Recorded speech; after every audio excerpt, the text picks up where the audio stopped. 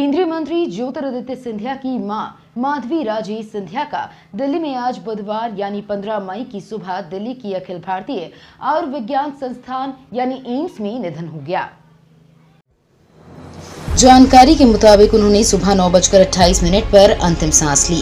वो पिछले कुछ दिन से वेंटिलेटर पर थी। उनका पिछले 3 महीने से एम्स में इलाज किया जा रहा था। वो निमोनिया के साथ साथ सेप्सिस से भी पीड़ित थी। वहीं सीएम मोहन यादव ने माधवी राजे के निधन पर दुख जताया है। उन्होंने सोशल मीडिया एक्स पर लिखा, भारतीय जनता पार्टी के वरिष्ठ नेता और केंद्रीय मंत्री ज्योतिरादित्य सिंधिया जी की पूज्य माता श्रीमती माधवी राजे सिंधिया जी के निधन का हृदय विदारक समाचार प्राप्त हुआ।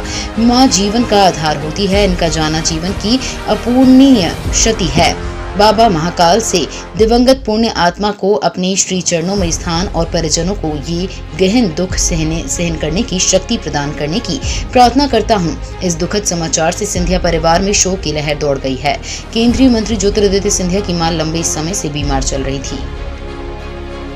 केंद्रीय मंत्री ज्योतिरादित्य सिंधिया की मां माधवी राजे सिंधिया का दिल्ली में आज बुधवार यानी 15 मई की सुबह दिल्ली की अखिल भारतीय आयुर्विज्ञान संस्थान यानी एम्स में निधन हो गया। जानकारी के मुताबिक उन्होंने सुबह 9:28 पर अंतिम सांस ली।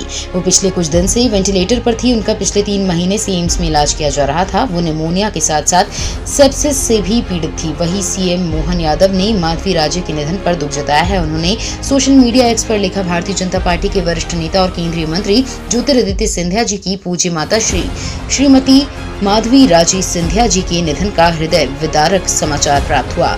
मां जीवन का आधार होती है, इनका जाना जीवन की अपूर्णीय क्षति है।